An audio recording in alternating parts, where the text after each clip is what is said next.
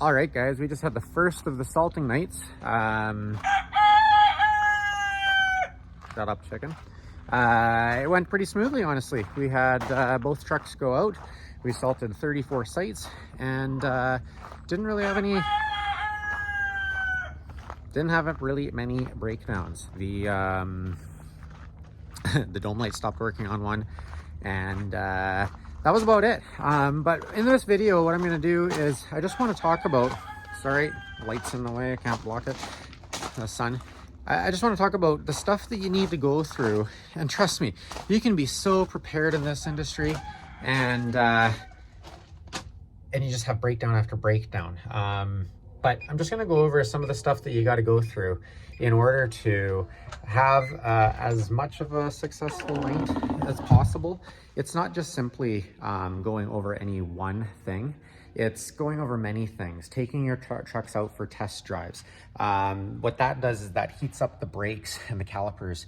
And usually if you have trucks that have been sitting for a length of time, they will be having caliper issues. Honestly, it doesn't really matter what it is. We run a fleet of Fords, and they always go through calipers. So that's one thing that you're gonna have to do is take them for a test drive, check their fluids, because trucks will spring leaks from sitting.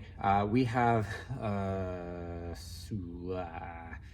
think almost all 7 of our trucks for the most part sit for half a year. They sit all summer. They don't do anything. They just sit. And that's not good for vehicles. So you got to check connections, go over your brakes, or sorry, not your brakes, go over your battery terminals, go over your connections for your salters, just go over everything. I really don't have much to show you specifically on a truck. I mean, I can. For instance, this truck, it was going to be our backup. As you can see, the salter is jacked up in the back. We were working on it. It was going to be our backup for this last night, but we quickly realized that it ain't working.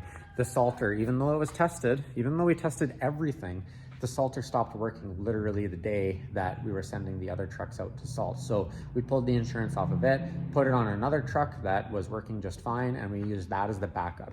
And that's the key, guys. You gotta make sure that you keep backup trucks, backup vehicles. In this industry, if you're running off of just one vehicle, you're gonna run into a problem pretty quick. It's something that someone posted in the group that, or in a Facebook group there, that, you know, I made a comment, did you get all your bugs ironed out, everyone? And someone said that they didn't even salt their sites because their truck wouldn't start. Well, that's the problem of not having a backup and only having one piece of equipment. Guys, if you're not charging enough to be able to afford a truck, a plow with a salter on standby, then you're just simply not charging enough. Those people that say, oh, well, the customers won't pay that. Yes, they will. Trust me, they will. And that's what they're paying for. The reason that I win contracts time and time again, and I'm not the cheapest person, is because when I bid, I paint the picture of my business and what separates us from the rest. And what separates us from the rest is, well, maybe not this guy, but several trucks that are on standby as backups. Again, this truck, it checked out okay. We already drove it. Everything was fine.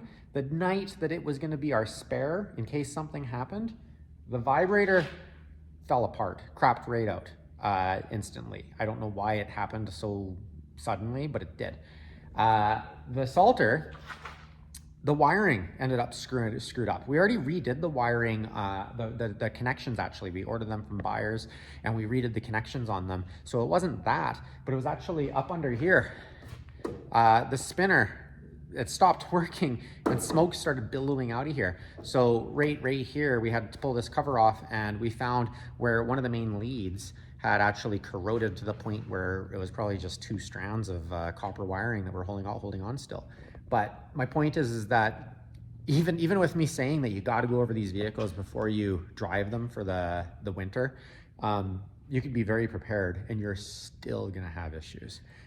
You gotta look where the not common things are. I just had to post a video of diagnosing why your plow lights weren't working. That was another truck that we already checked off the list. It worked fine.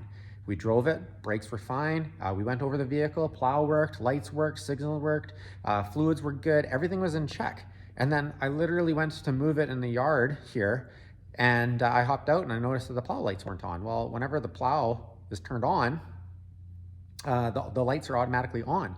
And because I drove the truck and I lifted the plow, I knew that the lights should have been on, and they weren't. So there's a video in that of how we diagnosed what was wrong with the Lot Pro plow headlights. So again, you just got to go over everything with your trucks and just make sure that they're good to go. Everything with your equipment. Are your rear lights working, guys? Do you have lights on your trucks? Make sure that they're working. It's something that you have to make sure of all of this. And there's some people saying, and I get it, I can feel that way too. I haven't yet, but they're saying that I just haven't had time to get everything done. And you gotta make time. People, clients, should be paying you enough that you have enough time for 1 month straight just to go over your vehicles to make sure that they're ready to go. Again, you're still, no matter how prepared you are in this industry, and I don't care who is gonna say differently, but it doesn't matter how prepared you are in this industry, you will be stuck with broken equipment from time to time. It's gonna happen. You definitely need to know how to diagnose things in this industry, but I don't even know what I'm gonna name this freaking video, because I'm rambling about going over your trucks, making sure you take them for test drives, going over your brakes, checking your ball joints, checking your suspension, because that's when you're gonna bust your U-joints. Check for play in those. We go through U-joints all the time. We actually have, right over here is our parts section.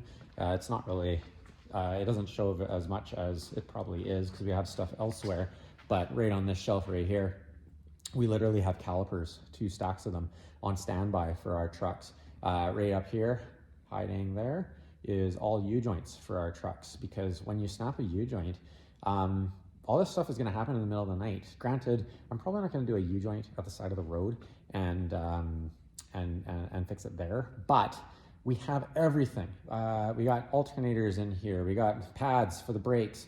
The rest of the stuff is more like tune-up type stuff, oil filters and stuff like that. Up on the top here in these boxes, I've got spare electronic control boxes for my salters and everything like that, because that's when they're gonna break, is when you're using them. So you have to be prepared for all this stuff. The first night out, I'll admit, guys, it's kind of a gong show for everyone. We all kind of expect what's gonna happen. If you have a night run smoothly, your first night out, whether it be a salting night or a plow night, you won if it ran smoothly. Odds of it running 100% smoothly, especially if you use equipment that sits for 6 months out of the year, is pretty low, honestly. You're probably gonna have something act up, no matter how well you went over it. New equipment and used equipment, guys, you see people posting all the time, should I buy new, should I buy used for these seasons? It really depends. It's a crapshoot. I've had brand new salters that have crapped out the electronic control box. I know someone else actually that just said that they have a brand new salter and a brand new control box, and it crapped out the first night this year. So you have to have spares ready. You can have used stuff that, whoops, I'm blocking the camera there. You can have used stuff that you can literally buy and it's perfect, or you buy it and it looks perfect, but you put it together and it works for a minute and then it stops working, and now you're just chasing gremlins. So you really have to know what to look for. But going over your trucks ahead of time, making sure you are as best prepared for your first night out, that's all that you can do, and you have to find the time to do it, and you have to try and make sure that you go over everything on the truck. And you can bet that even if you did all that, you're gonna have missed something, and Mother Nature is gonna remind you that essentially she's in control, and you have to be ready for everything, because it's just not gonna work out smoothly every single time. I have no idea what I just rambled about, to be honest with you. I'm gonna have to re-listen to this. Essentially, I started out talking about what you have to do to get vehicles ready, and then I rambled about stuff that broke, and I just don't know, guys. But My point is be prepared for everything. Take care.